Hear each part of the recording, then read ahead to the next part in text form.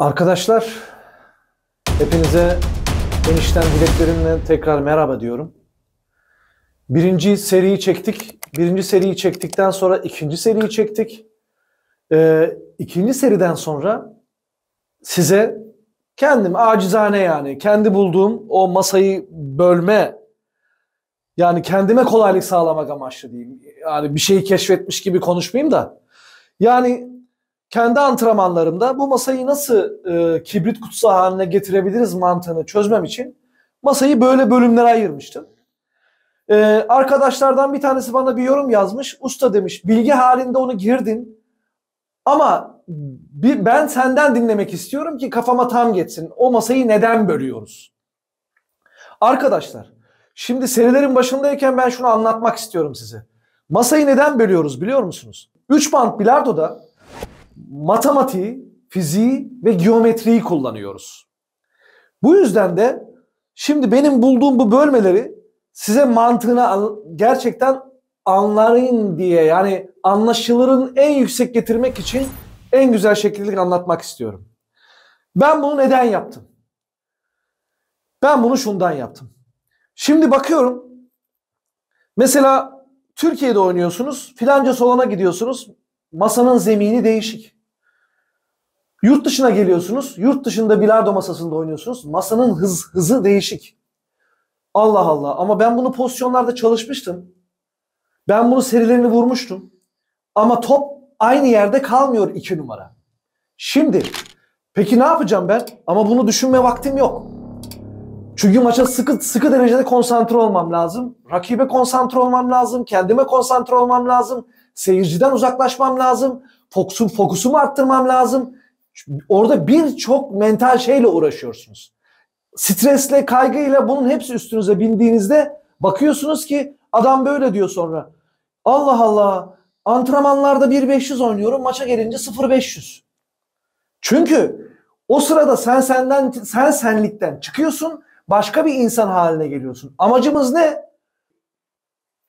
Sen olmayı başarmanı sağlamak. Şimdi benim kendimce bulduğum bu sistem, bu olay şunu sağlıyor arkadaşlar. Ben bakıyorum diyelim.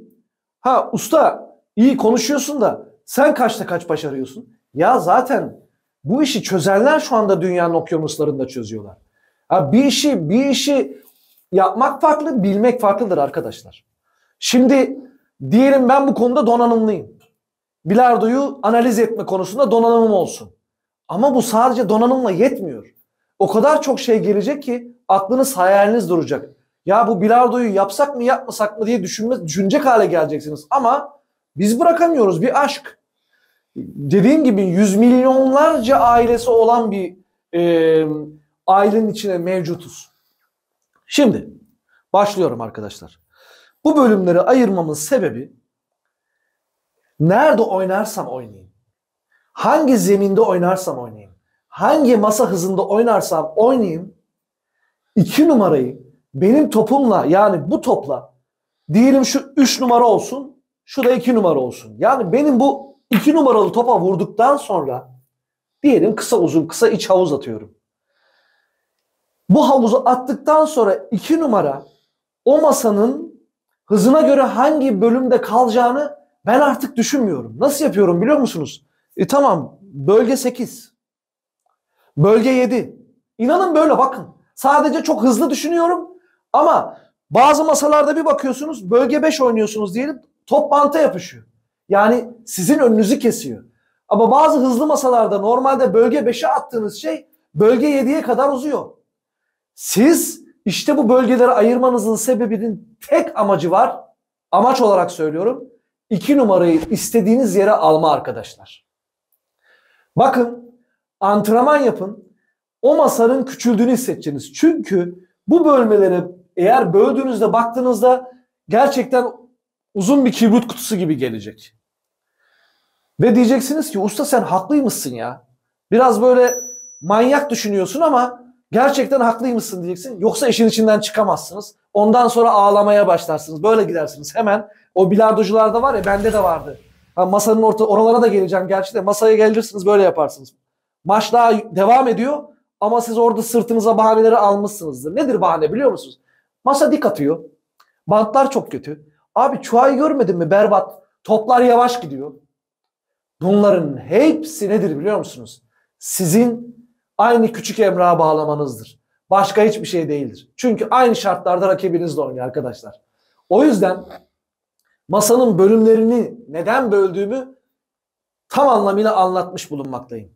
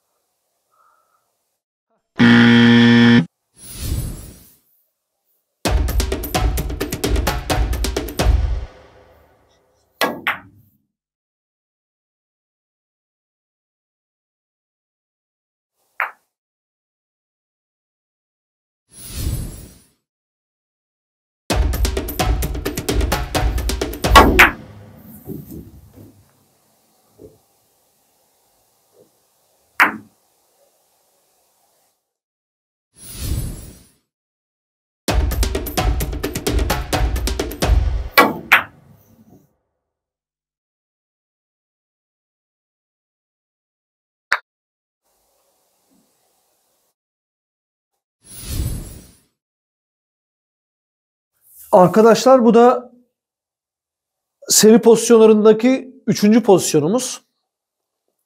Topumuzun, çünkü bunu öyle bir anlatacağım ki eğer ikinci videoya bakarsanız ikinci videoda masayı böldüğümü göreceksiniz. O masayı neden böldüğümü şu anda artık örnekleriyle çok iyi anlayacaksınız. Neden biliyor musunuz? Çünkü ben size bunu gösterdiğimde, artık size bunlar geldiğinde bir şunu bilmeniz lazım. Size bu pozisyon geldiğinde bu 3. dizilim diyeyim yani. Bilardo dizilimden ibaret. O yüzden şimdi ikinci videoda ben size böldüm masayı. Baktığımızda kırmızı orta benekten yukarı. Orta benekten yukarı. Ama ben bakıyorum bu kırmızıyı istediğim kalınlıkta gördüğümde uzun kısa uzundan kontrol edeceğimi görüyorum. Değil mi? Gördüm. Bilardo oynayanlar beni çok iyi anlayacak. O zaman benim çünkü 4. seride bunu göstereceğim. Şu anda ben şöyleyim. Yani baktığınızda şu kadarcık bir uzaklık var toptan. Yani burada olsam 2 numarayı tutamıyorum demektir. Önümde tutamıyorum demektir. Ben de şimdi bunu taşıdığıma göre şimdi gösteriyorum arkadaşlar. Falso buradan ve topun çeyreğini görüyorum. Falso buradan gördüğünüz gibi topun çeyreğini görüyorum 2 numaranın. Neden? Hızı alçak olmalı. Tam istediğim yere almaya çalışacağım. İşte böyle vuruyorsunuz topun çeyreğini. Uzun vuruş. Gene ezerek vuruyoruz topu. Ezerek diyorum ki rahat anlamanız açısından arkadaşlar. Ondan dolayı. Hepinizi öpüyorum. Saygılarımı iletiyorum.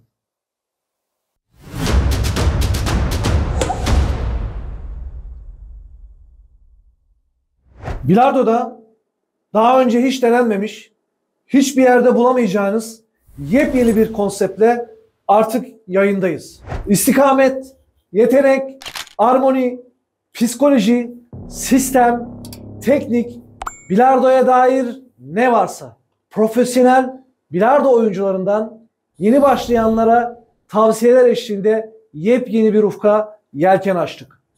Bu yolculuğa hep birlikte beraber çıkıyoruz. Kanalımıza abone olup videolarımızı beğenebilir ve çevrenize tavsiye edebilirsiniz.